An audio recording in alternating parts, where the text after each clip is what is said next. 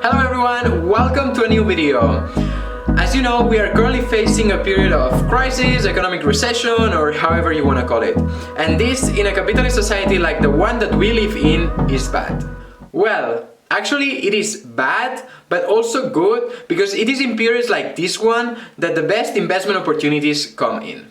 And I'm not saying that right now, in the present moment, is the best moment to invest, since if you've been following the stock market, it hasn't been doing anything but going up when unemployment is rising in many countries and companies are going bankrupt, which really doesn't make much sense. But in theory, in times like this, we should be seeing good opportunities of investment come up. If it's not now, maybe it will be in 2 or 4 months, but they should arrive. And now you might be thinking that I uploaded the wrong video because in the title it said that I would be talking about real estate, and all I have done so far has been talk about stocks and the crisis that we're facing. But wait, I mentioned that because I want to get to a point. The thing is that when we're in a recession and there are more people than usual who are unemployed, by the way, it's not me for now, so I'm very thankful for that, but it basically means that on average people have less money to spend on things. It is either that because they lost their jobs, or it can also be that they have money right now but that they don't want to spend it because they are not sure about whether they might lose their jobs in the near future. In any case, it translates into people buying less things and saving more money. And if people don't buy so many things, companies don't earn that much money, they have less work for their employees, therefore they don't need so many employees and they end up firing people. And this is a vicious cycle that any capitalist society wants to avoid, and this is why we're seeing so many stimulus from the governments in order to try to avoid this situation. Just to show you the current effects that this crisis is having on the economy, global car sales are expected to drop by 22% throughout this year, 2020. And of course, real estate is expecting a similar downturn. Focusing on Spain, which is where I would say that I have more knowledge on and where the video will be focused on, things are looking much worse. According to an article published in El País, the drop in sales of properties in Spain could be of 25% and the prices could fall up to 13.5%. And this is again for the same reasoning, because imagine that right now you want to sell your house either because you want to buy a new one, or in a worse situation you can no longer afford to pay the bills of the current house you're living in. You cannot wait forever, you want to sell it, but in a period like this in which nobody is looking to buy properties, if somebody happens to offer you 5,000, 10,000 euros less for your property, you are very likely to accept. And this is what basically drives prices down. It's basically the rule of the offer and the demand. And of course, to all of that, the people who are benefiting are the ones who have enough money to buy cheap properties in times like this. But wait, because this is not the end of the reasoning of why now is the best time to buy real estate. There are even better news.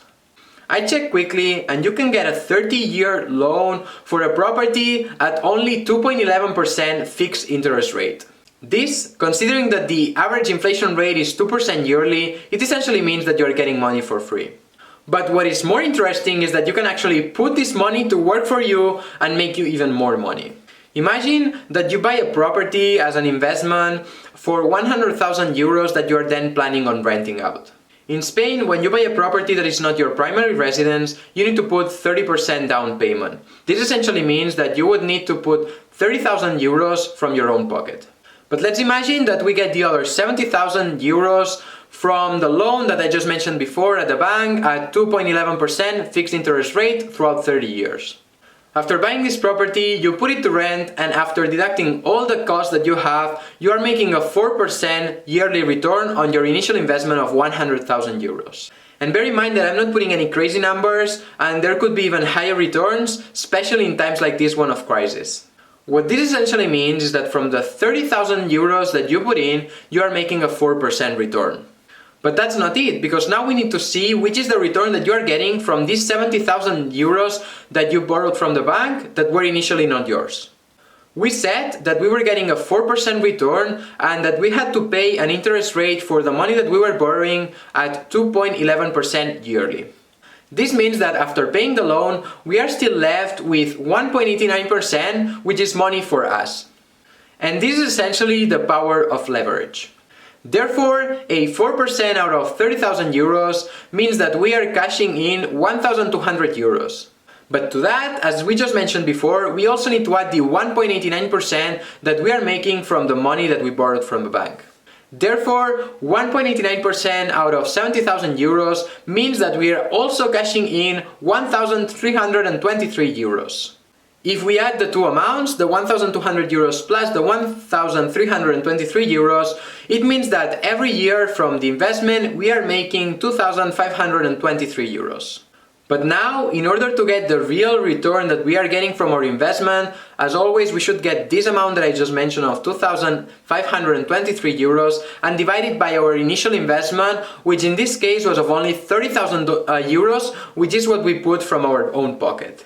Which essentially means that in this hypothetical case, you would be getting an 8.41% yearly return on your investment using the power of leverage. Not bad, right? I hope that this was clear enough for you and that now you see the real power of leverage and how you can make it work to your own advantage. Because initially, unpopularly, and what everyone tells you is that getting a loan is a bad option, but I just proved you that it can be actually good for you.